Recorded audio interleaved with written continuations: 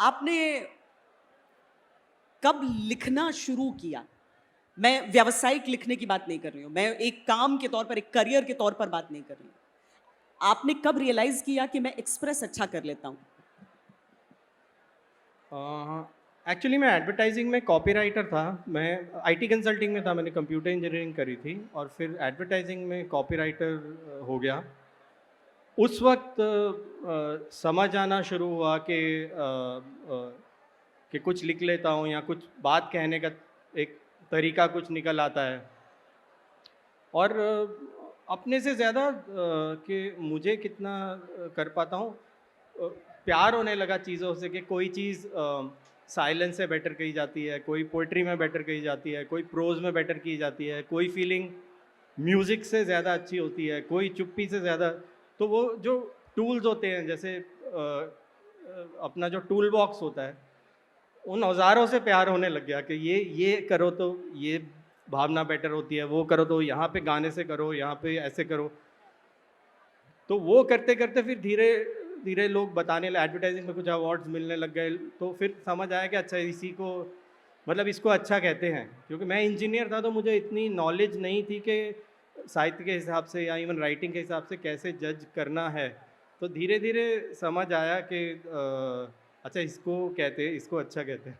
और ये इंजीनियरों के दिल में कौन-सी कलाकार वाली चीज़ होती है? मैंने गायक से लेकर राइटर तक, ऑथर, सब इसी पृष्ठभूमि से आ रहे हैं। ये क्या बात है? ये कौन-सी इंजीनियरिंग है दिल की? मेरे को लग रहा है ये एक्चुअली इंजीनियरिंग का दोष नहीं है, ये हमारे एजुकेशन सिस्टम का दोष है। क्योंकि मैं हमेशा सोचता हूँ कि शायद हमारी 2-2.5% जीडीपी तो इसी में मारी जाती होगी कि ज़्यादातर लोग जो करना चाहते थे वो नहीं कर रहे।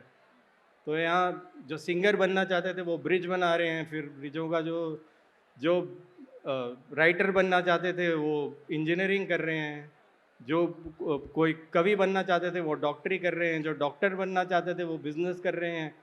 इतनी चॉइस कभी मिली ही नहीं। तो इस वजह से सब नौकरी के रीज़न से या एक फाइनेंशियल रीज़न से लोग करियर्स में ज़्यादा घुसे या घुसाए गए। एंड आई थिंक वो भी है कि जब जब हम लोग की जनरेशन बड़ी होती है, एक हुआ था इंजीनियर का कि या तो इंजीनियर बन जाओ, अगर साइंस लिए तो इंजीनियर बन जाओ या डॉक्टर बन जाओ, नहीं तो कुछ नहीं बनोगे। तो I think it was little like that. तो मेरी किस्मत अच्छी थी, मेरे पास कंप्यूटर इंजीनियरिंग थी, रादर मैंने ब्रांच चेंज कर ली। तो उसको मैं वैसे ही लिबरल आर्ट्स ऑफ इंजीनियरिंग कहता हूँ। तो वो तो इंजीनियरिंग भी बहुत खूबसूरत सब्जेक्ट है। साइंस और आर्ट में एक्चुअली कोई फ़र्क नहीं है, मुझे तो साइंस लगता है में कि कला है। साइंस में रोमांस नहीं है।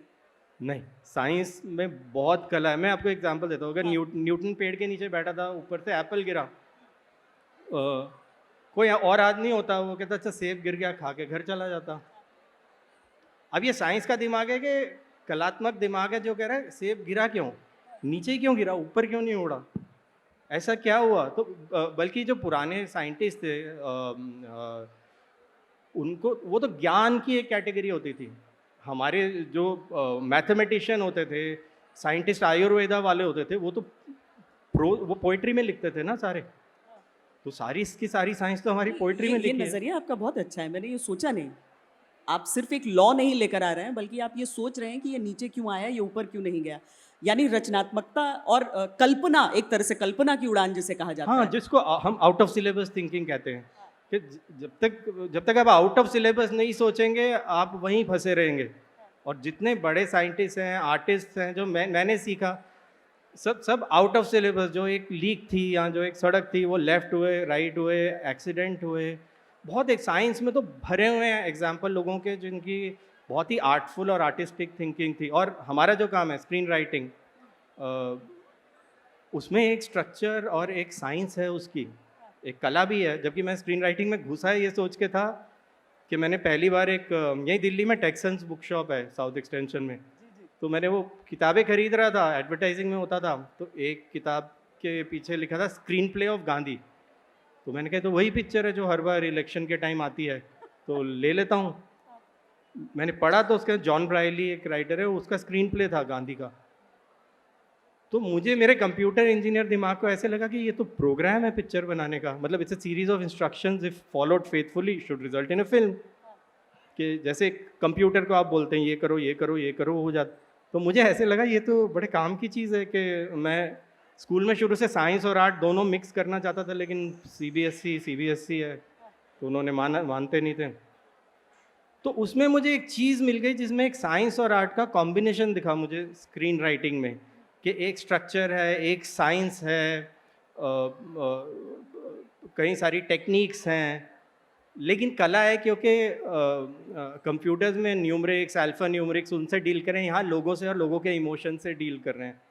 तो कई बार होता है ना कोई पेशा लगता है कि यार मैं ठीक जगह पहुँच गया, ऐसा लगा।